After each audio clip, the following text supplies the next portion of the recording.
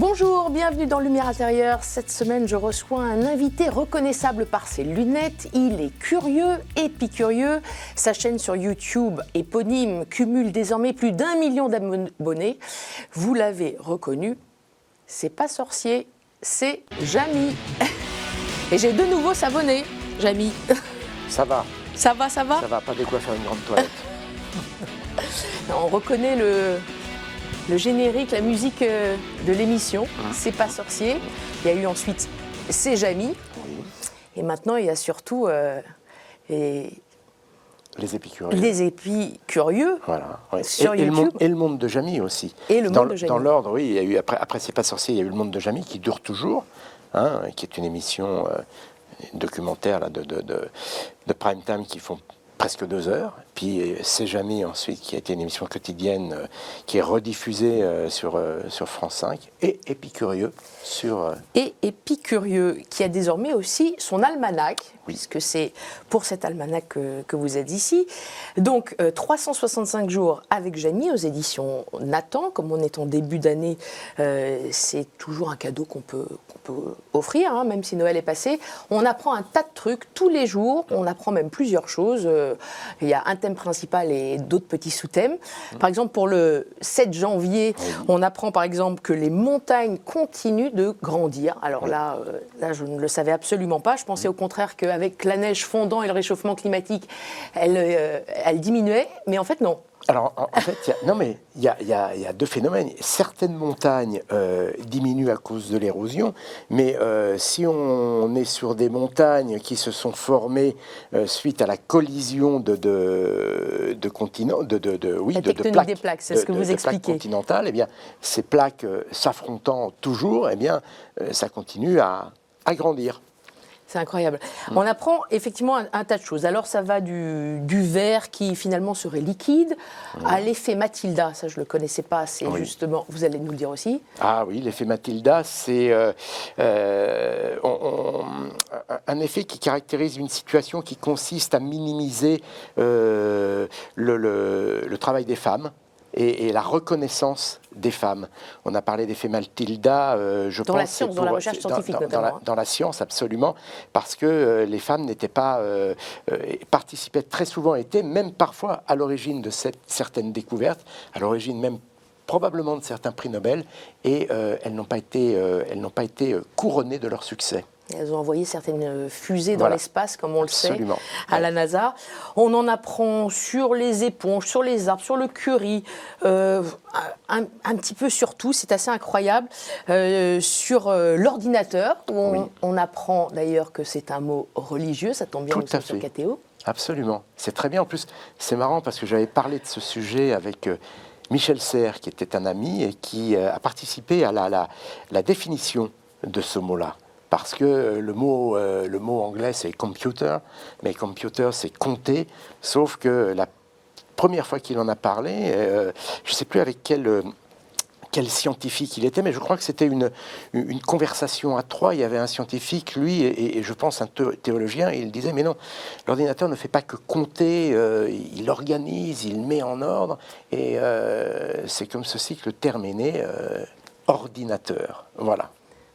Donc totalement religieux, dans les ordres. Et un mot récent, qui date de... alors, l'année, je ne sais pas, mais je crois que ça date des années 60. C'est des années 60, d'après ce que j'ai lu. Alors bon, on le dit, donc plein de mots, plein de définitions, c'est passionnant. Comment est-ce que vous avez fait votre choix ? Alors, il y a certains mots que vous avez déjà utilisés par ailleurs dans d'autres émissions, et notamment sur YouTube. Mais comment vous avez ordonné tout ça ? Et sur 365 jours. Absolument. Alors, au début, on part effectivement d'une page blanche, enfin une page de 365 pages blanches.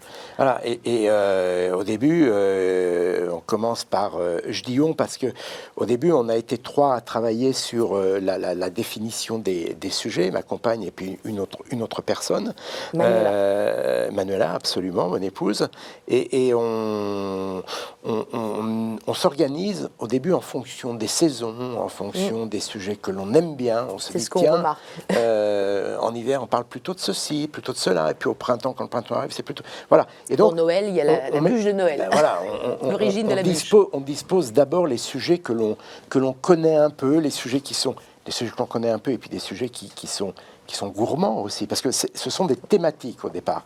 Une journée, une thématique. Donc, on essaie de donner une thématique à chaque jour, et puis ensuite de faire autour de cette thématique des petits pas de côté, parce que dans chaque page, il y a grosso modo un article principal et puis 2 ou 3 petits articles annexes qui sont des petits pas de côté. Moi, j'aime bien les pas de côté parce que c'est souvent très drôle, parce qu'on voit qu'on peut créer des ponts avec des informations un peu insolites auxquelles on ne pense pas forcément, et c'est ce qui est très gai au final, de partir d'une idée et de voir les rebonds, les ponts que l'on peut construire à travers notre culture générale. Donc ça commence comme ça. Et puis à un moment, on voit qu'il y a des trous dans la raquette et il faut les boucher.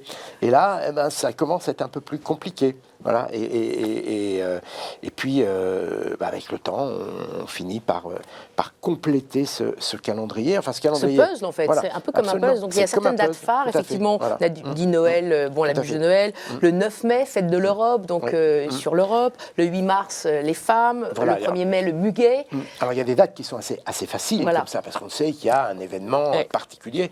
Mais parfois, il n'y a rien.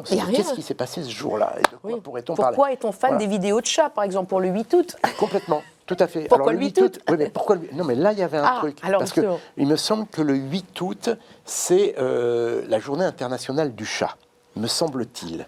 Voilà, donc parfois on ne le dit pas, on ne dit pas ce qu'il y a. J'avais pas vérifié. On se dit, c'est une bonne. Ça peut faire une entrée. D'accord. Voilà. Quel est votre date préférée, votre chapitre préféré? Il y en a plein, c'est pas évident, mais... C'est extrêmement compliqué à vous dire. Une affection pour un sujet en particulier? Moi j'aime les sujets...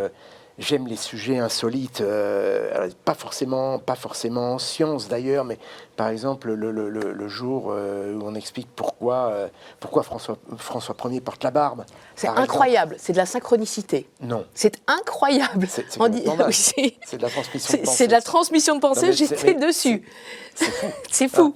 Donc, vous portez la barbe aussi peut-être. Oui, mais ça fait partie incroyable, des justement. Alors l'histoire est marrante parce que c'est ce qui est bien avec C'était pour cacher une blessure au visage, d'une histoire de barbe, et puis finalement on s'aperçoit que on raconte cette histoire, c'était au moment de l'épiphanie, François Ier qui va fêter, je sais plus où précisément, mais il va fêter les rois, et puis sûrement que ils fêtent un peu trop les rois, et que il y a une espèce de bataille de boule de neige le 6 janvier 1521. Voilà, qui tourne mal. Nous y sommes presque, autour de ces dates. Exactement, oui, c'était hier. Voilà. Et c'était hier. Et donc, 500 ans. La boule de neige part, et dans la boule de neige, il y a un tison, et il se blesse à la joue, et comme il était quand même assez coquet, eh bien, pour masquer la cicatrice, il va se laisser pousser la barbe, et comme à l'époque, il est bon de singer le roi, voilà, dans ses habitudes, eh bien, on va se mettre à porter la barbe. Voilà, c'est une jolie histoire. C'est une jolie histoire. Et vous, la barbe? C'est aussi une jolie histoire. Rien à masquer? Non, rien à masquer. C'était plutôt à conserver, puisque je l'ai laissé pousser lors d'un voyage au Guatemala. Voilà. Et voilà. Depuis, je l'ai un peu taillé, bien sûr, régulièrement. Mais, vous ne l'aviez pas au début de votre carrière? Non. Vous l'avez ajouté? Oui, elle a poussé. Les lunettes étaient déjà là. Les lunettes sont là depuis très longtemps. Et maintenant, c'est lunettes et barbe. Voilà, les lunettes sont là depuis très très longtemps. Ouais. Maintenant, col roulé. Oui. Cette saison. Alors, col roulé aussi. Ouais. Comment est-ce que... Alors, on voit qu'il y a des dessins qui ponctuent les pages. Et il n'y a pas les numéros de pages. Non. Pourquoi? Ça, c'est intéressant parce qu'ils y sont tous. Justement, Rosalie, Sainte-Rosalie pour le 4 septembre. Donc, l'idée, c'était, on marque, il y a 365 jours, donc 365 pages, il y a la date. Mais on ne voulait pas mettre le nom du jour parce que finalement, c'est un almanach à déguster, pas qu'en 2023, mais peut-être en 2024, en 2025. Alors l'idée, bien sûr, c'est d'en renouveler une partie régulièrement. Mais c'est de faire en sorte que ce livre ne soit pas bon à jeter à la fin de l'année. Voilà, et qu'on puisse en profiter encore durant les années suivantes. Mais pourquoi ce choix quand même des saints? Pourquoi avoir ajouté en haute page les saints, Parce que- sans notifier d'ailleurs que ce sont des saints. Hein. Il Oui, n'y a oui. pas marqué Sainte Rosalie, Saint Grégoire. Oui, oui. Voilà. Parce que, Juste les prénoms. Parce que ça fait partie de notre culture générale, voilà, et que voilà, je trouvais que ça avait bien sa place ici. Vous avez été accompagné vous-même par des saints? Pas mal dans votre jeunesse. Oui, alors, je vois ce que vous voulez dire. Vous voyez ce que je veux dire? Je vois tout à fait ce que vous voulez dire. Saint Gabriel, Saint- Saint Michel. Alors, Saint-Gabriel, surtout Saint-Gabriel, Les archanges. puisque j'ai été pensionnaire, élève au pensionnat Saint-Gabriel en Vendée, à Saint-Laurent-sur-Sèvre. À Saint-Laurent, oui. Voilà. Donc, cette ville sainte, donc, au nord-ouest de la Vendée. Hein, et donc, j'ai passé mes années lycée. Hein. Et d'autres éléments qui vous relient au saint? Nous sommes sur KTO. Oui, bien sûr, Oui. bien sûr. Alors, est-ce qu'il y a d'autres éléments qui me relient au sein? Peut-être, oui, il y en a d'autres. On a parlé de Saint-Gabriel, mais bon, c'est pas loin, hein, puisqu'il s'agit de C'est Saint Gabriel, Saint Michel. Hein. alors, oui, mais parce qu'il y avait, en fait, il y avait deux dites-moi. lycées. Il y avait un lycée, le lycée des garçons, c'était Saint-Gabriel, et le lycée des filles, qui était à quelques kilomètres, hein, puisque ce n'était pas un établissement mixte, s'appelait Saint-Michel. Voilà. Bon, on a l'explication. Donc, voilà. Tout à l'heure, j'ai oublié de vous poser la question parce que ça m'avait tellement perturbé que vous citiez François Ier alors que j'avais la page ouverte. La transmission de pensée, je ne crois pas que ce soit dedans. Non. Ça s'explique comment? Jamy, Alors, je vous avoue Qui que sait je beaucoup de je n'ai choses. pas encore creusé ce sujet. Ah. Voilà. Mais peut-être pour un prochain... peut-être, tout à fait. Ouais. Ce serait un très bon sujet pour les épicurieux. Voilà. Ça, c'est sûr. Le public d'épicurieux est très friand de ces sujets, mais pas parce qu'il est baigné d'ésotérisme, tout simplement parce qu'il aime bien comprendre le vrai du faux dans ces histoires. Voilà. Alors justement, comme on parle des épicurieux, je vous propose aussi de regarder ce que vous faites sur YouTube. Parce que là, vous cartonnez. Regardez un peu. Salut les épicurieuses et les épicurieux. Au cinéma, on adore les films catastrophes, cataclysmes climatiques, déluges, invasions extraterrestres. Tous les scénarios, ou plutôt scénarii apocalyptiques existent et pourtant de véritables désastres peuvent nous tomber sur la tête. J'espère que vous avez la patate parce qu'aujourd'hui, ce sont elles qui passent à la casserole. On va parler frites. Qui les a inventées? Les Français? Les Belges? J'ai la réponse. Aujourd'hui, je vous embarque dans le triangle des Bermudes. Il s'y passe des choses bizarres. Depuis 1945, une centaine de bateaux et une vingtaine d'avions s'y sont volatilisés. Enfilez votre gilet de sauvetage, j'ai peut-être une explication à vous donner. Imaginez un blackout durant plusieurs semaines, plus d'électricité, plus de communication, des villes renvoyées au Moyen-Âge. Eh bien, c'est ce qui pourrait nous arriver en cas de super tempête solaire. Alors de quoi s'agit-il? Avec Thibaut de la chaîne Histoire Appliquée, nous allons faire toute la lumière sur cette énigme, l'une des plus fascinantes du XXe siècle.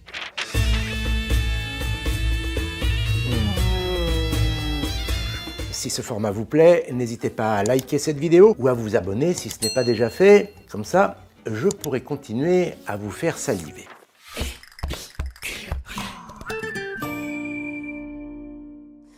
Voilà, donc c'est dans le même esprit. On apprend un tas de choses sur un tas de domaines. Alors, j'apprends aussi le nom de certains animaux que j'ai totalement découverts. Vous savez ce que je veux dire?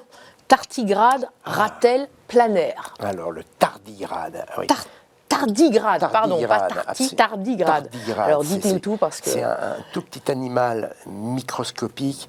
Il ressemble un peu, alors quand il est photographié, il ressemble, il a un peu une tête de charpé.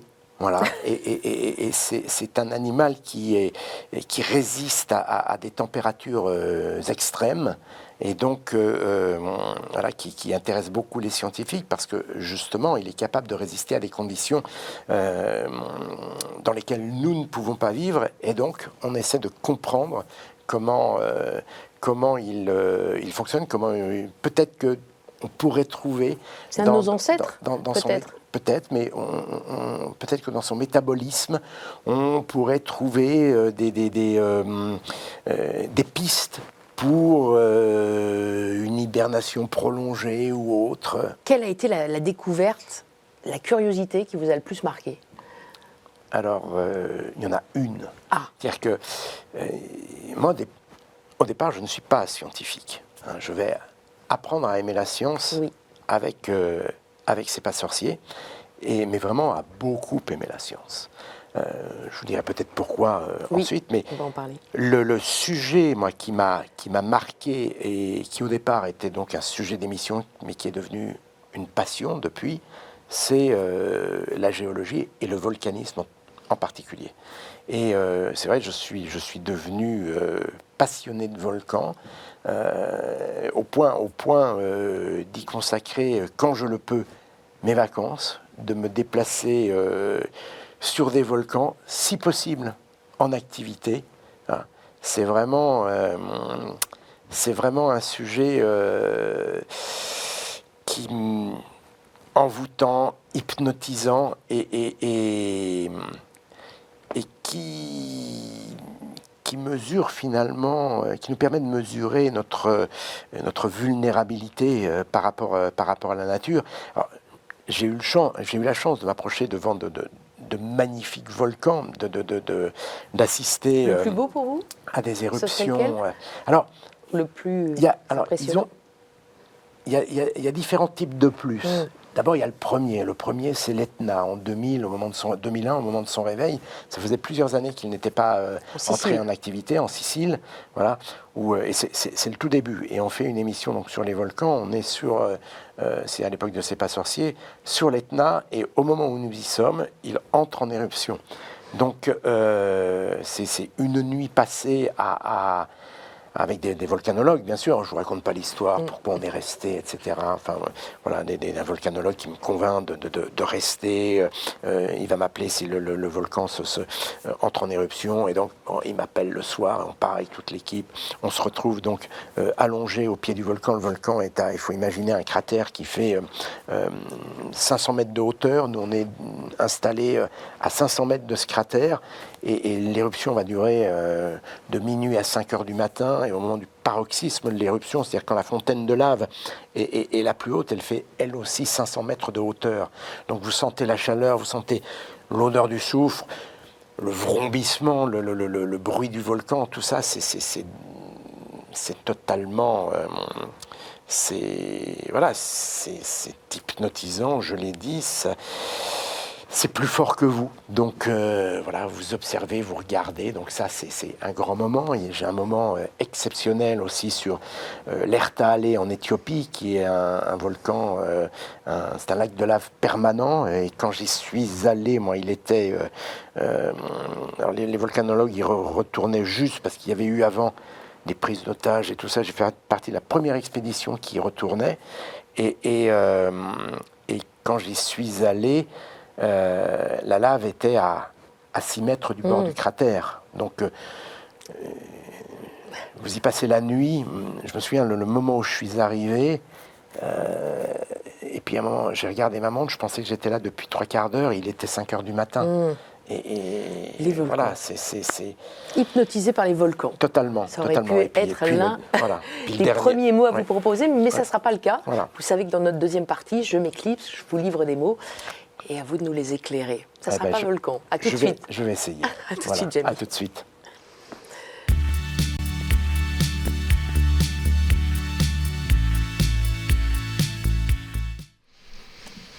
Jamie. Alors, on poursuit pour cette deuxième partie. Alors, mon premier mot, ce n'est pas le mot volcan, mais c'est le mot science. On a déjà commencé à en parler un petit peu. Et effectivement, au départ, c'était pas gagné. Enfin, vous avez passé un bac littéraire et vous étiez plutôt juriste, avec du droit comme étude. Racontez-nous. Oui, du droit pour faire une école de journalisme.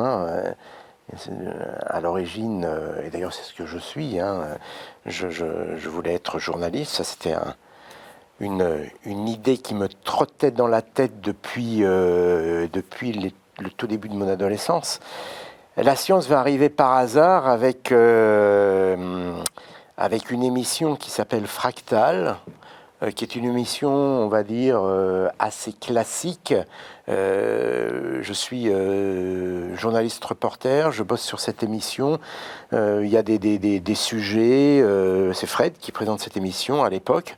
Et puis on est potes, donc on discute de cette émission.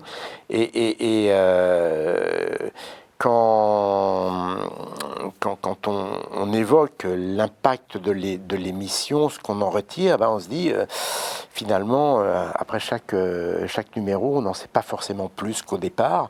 Et c'est comme ça que va naître l'émission C'est pas sorcier, une émission très pédagogique, où on a envie de transmettre des connaissances, et c'est comme ça que je vais aimer la science, je vais aimer la décortiquer, je vais aimer finalement comprendre ce qui me semblait inaccessible au départ, comprendre que derrière des mots ou des formules parfois un peu complexes, eh bien, il y a des concepts qui sont tout à fait accessibles, et accessibles même lorsque l'on n'a pas une formation scientifique, que tous ces concepts peuvent être décrits avec une terminologie de notre langage courant, ou quand les mots sont un peu plus compliqués, eh bien, il suffit simplement de les expliquer, et finalement les phénomènes qui nous entourent deviennent accessibles. Et ça va être vraiment le début de mon goût pour la science, cette impression à chaque fois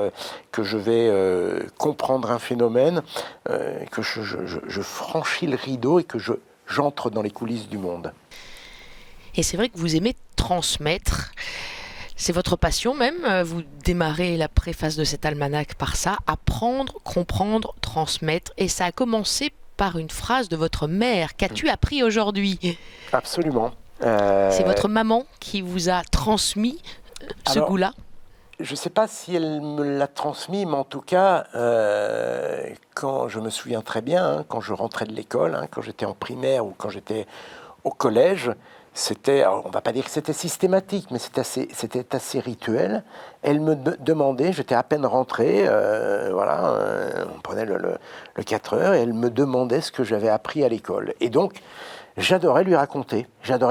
Alors, pas tout, je ne lui racontais pas tous les cours, mais j'avais obligatoirement été marqué par quelque chose que j'avais appris, soit en histoire, en géographie, en français, en anglais, en maths ou en biologie, et voilà, et je racontais.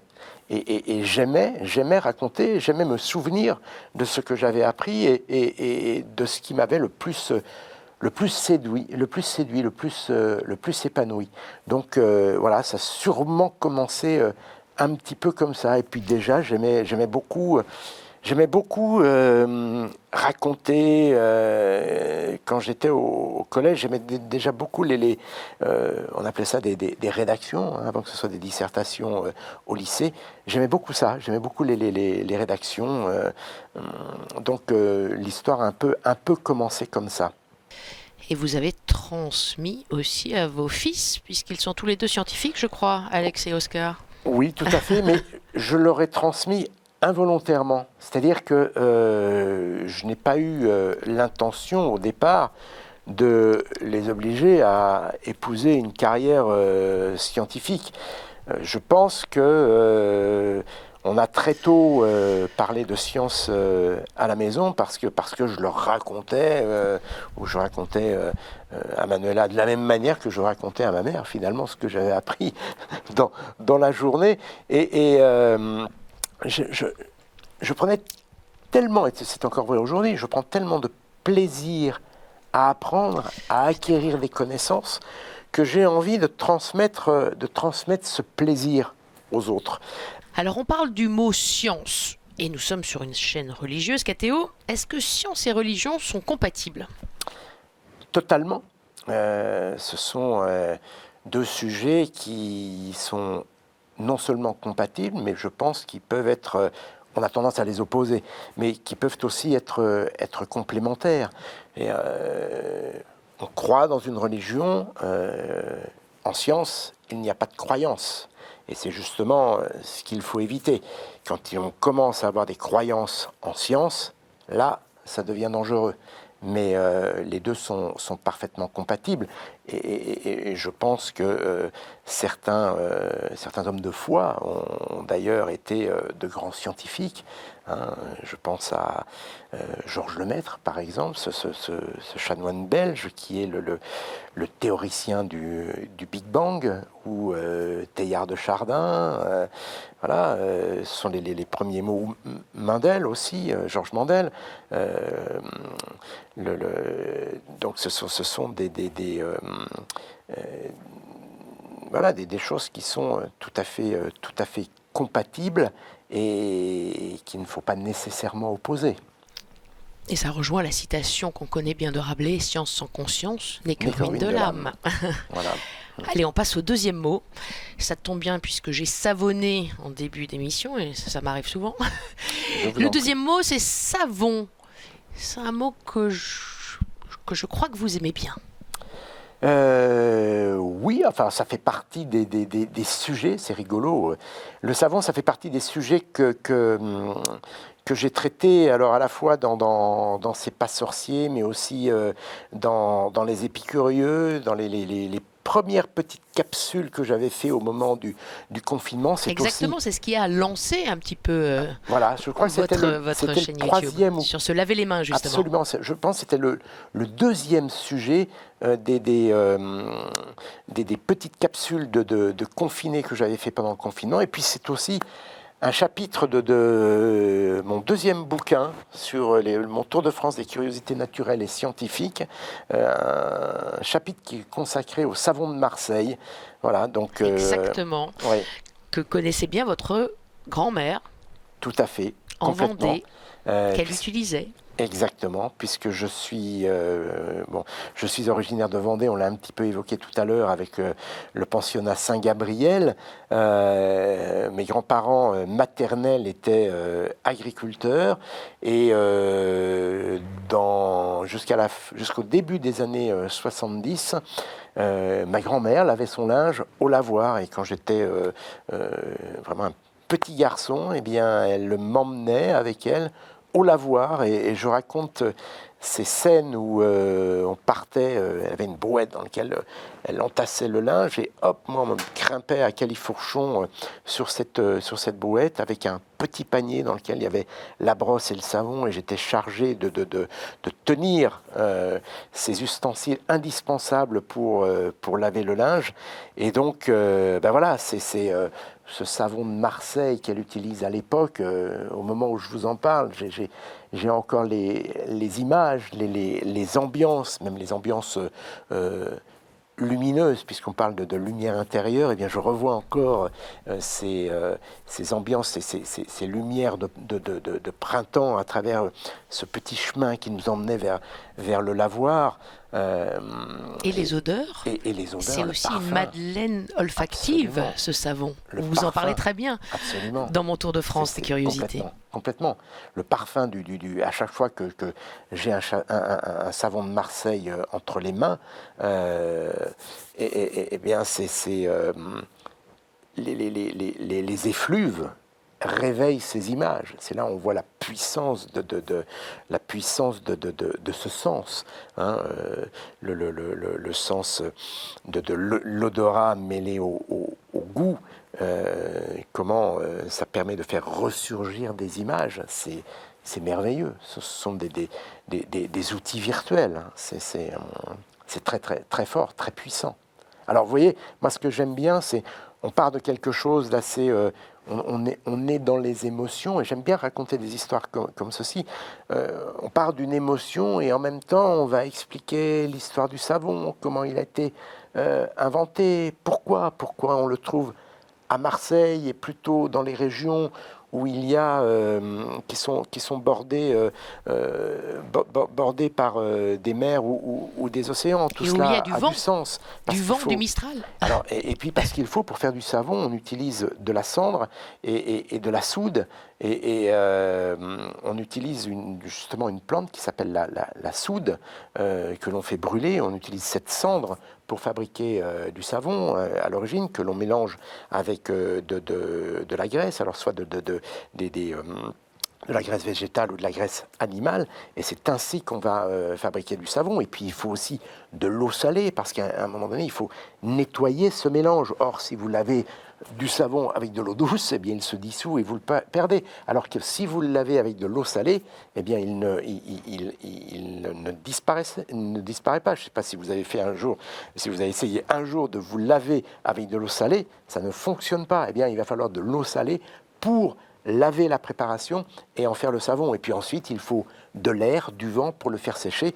Donc, quand on réunit tous ces ingrédients, eh bien on comprend que le savon a toujours été fabriqué sur des régions côtières. Et dans votre livre, je précise qu'on peut en savoir plus au 8 janvier. Absolument. Le 8 janvier consacré au savon, voilà. Oui. Nous y sommes quasiment. Allez, on passe au troisième mot. On a déjà commencé à en parler un petit peu. C'est la Vendée, là d'où vous venez. Vous avez un nom d'ailleurs très vendéen. Absolument. Gourmaud. AUD. Voilà, c'est un nom vendéen. Alors, la Vendée, bon, c'est compliqué. Je pourrais vous en parler. Alors, vous êtes né à Fontenay-le-Comte. Je suis absolument, oui. Qui est une ville qui a été prise par les protestants. Oui. Au XVIe siècle, un théâtre des guerres de religion entre catholiques et protestants. Oui. Vous-même, vous êtes... Moi, je suis catholique. Catholique. Voilà, oui. Je suis catholique, mais pas très loin du protestantisme, parce qu'on parlait de ma grand-mère tout à l'heure, mais dans le village où vivait ma grand-mère, les voisins de ma grand-mère, qui étaient des amis, hein, c'était les enfants avec qui je jouais, moi, eux étaient protestants. Voilà, donc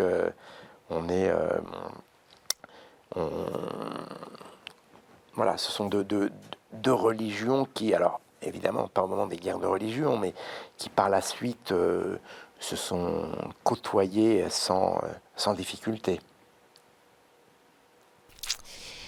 Vous-même, vous avez eu une éducation religieuse, on a commencé à en parler un petit peu, avec ses études secondaires, lycée Saint-Gabriel et Saint-Michel, mais pas plus que ça, pas d'éducation religieuse plus poussée que ça.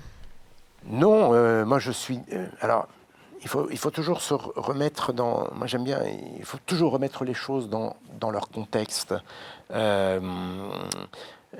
Donc, moi j'ai grandi pendant les années 70 dans une Vendée très pratiquante, hein, puisque enfant, eh bien, j'allais à la messe, je suis baptisé, j'ai fait mes communions, ma profession de foi, ma communion solennelle, et j'ai grandi dans une famille pratiquante. Hein, donc oui, j'accompagnais mes parents à la messe, mes grands-parents à la messe.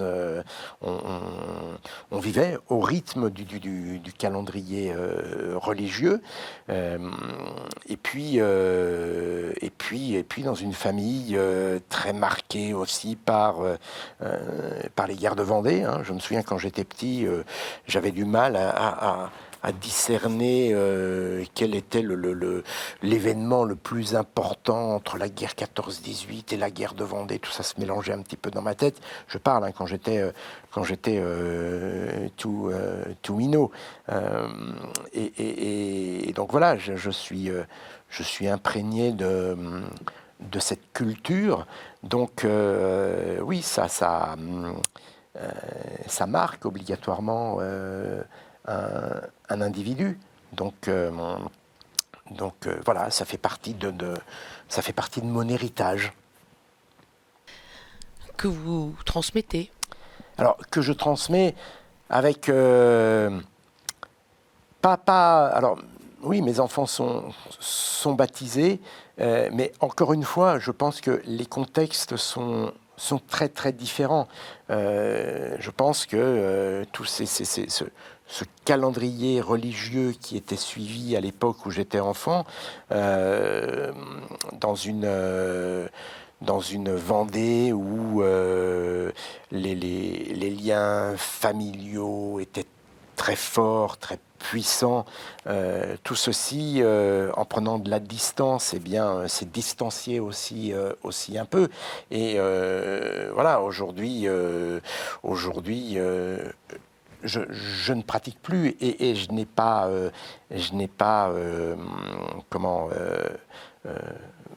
forcer ou inciter mes enfants à pratiquer. Ils le feront peut-être un jour. Mais voilà, c'est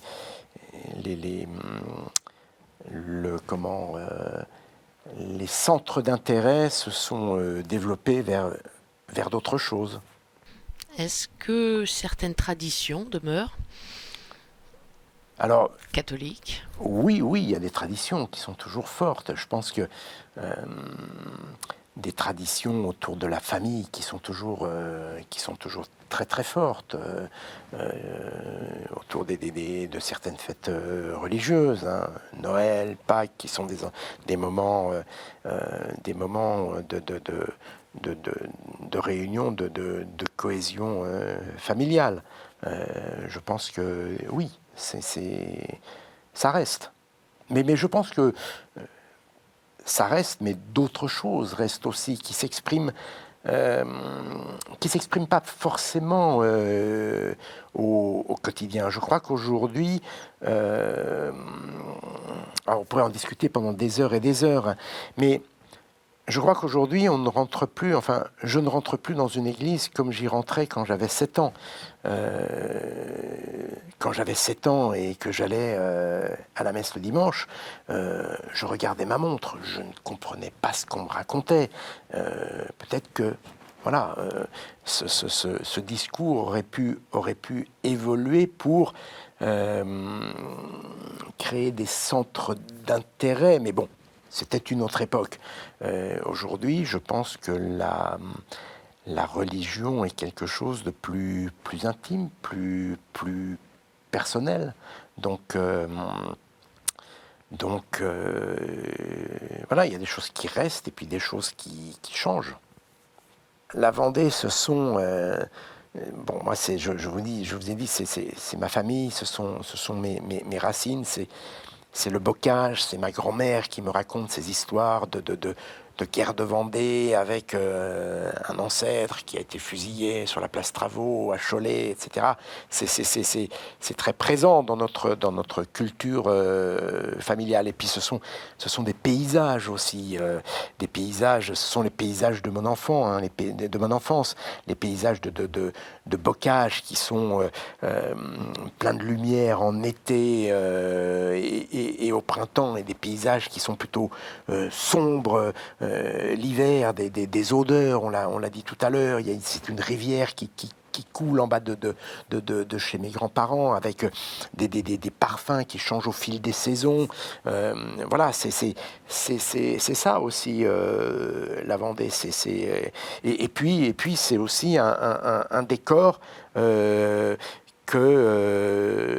a envie de quitter quand on a 16 ans, parce que peut-être que voilà, j'en ai trop pris et que j'ai une furieuse envie de découvrir le monde et que à ce moment-là, je ne souhaite qu'une seule chose, c'est d'aller voir ailleurs et de m'expatrier. Donc voilà, et c'est le départ vers Paris, et puis ensuite mon premier métier de JRI qui va me permettre de voyager pas mal.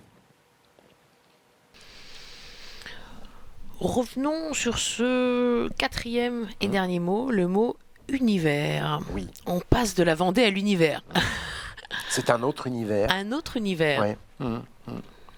L'univers. Oui. C'est un univers qui vous passionne aussi? Oui. Vous avez souvent la tête dans les étoiles? Oui, j'ai souvent la tête dans les étoiles, alors au sens propre comme au sens figuré. Et je crois que si je tourne le regard vers l'univers, vers sa compréhension, son évolution, son expansion, c'est aussi parce que justement j'ai grandi dans une famille où on ne regardait pas uniquement ce qui s'était passé avant, ce qui se passait à l'instant, mais c'est qu'on était tourné vers le futur, vers l'extérieur. Et donc, voilà, regarder vers le lointain, ça fait partie de ce que je suis. Et le lointain, bon, bien sûr, on le voit quand on est au sommet d'une montagne ou quand on navigue sur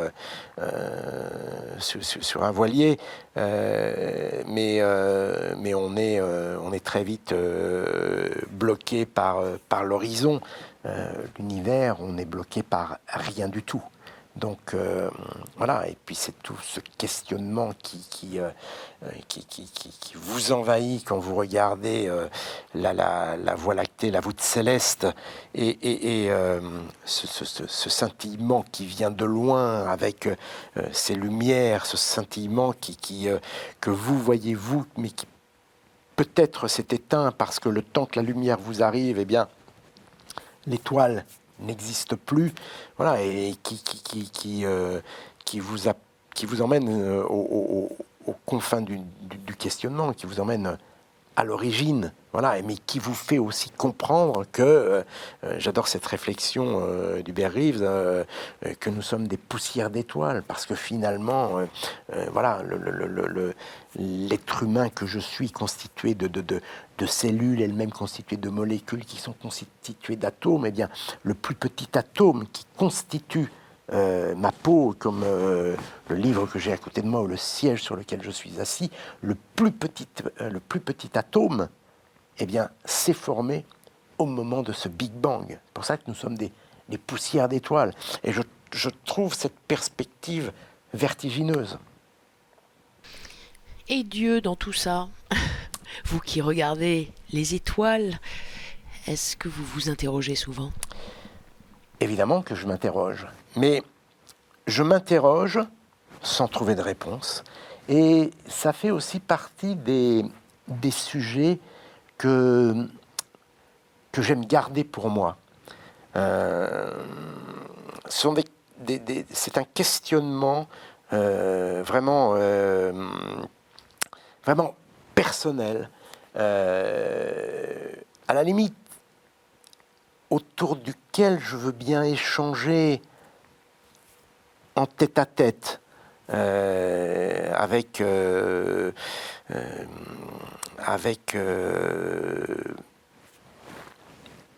religieux, quelle que soit son obédience. Mais ce sont des sujets que je n'aime pas mettre sur la table. C'est tellement personnel, c'est une quête tellement individuelle, qui, au bout du compte, dans le questionnement que je me pose, ne regarde que moi, que je préfère... Je n'aime pas en parler, en fait. Je n'aime pas en parler comme ça, devant une caméra, devant les médias. Ce sont vraiment des choses que j'aime garder pour moi. C'est mon jardin secret. Et je crois que de prendre conscience que c'est un jardin secret, c'est déjà un petit bout de la réponse. Absolument. Allez, je reviens auprès de vous, Jamy, pour la dernière partie.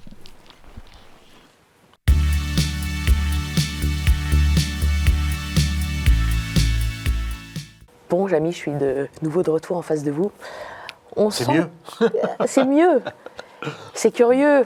Enfin, en même temps, c'est parfois habituel. Comme beaucoup d'hommes de scène, de télévision, vous êtes finalement un grand pudique. Oui, c'est important. C'est important. Mais je crois qu'on est... Quand je dis on, parce que vous avez dit d'autres personnes de scène, alors moi, c'est devant une caméra.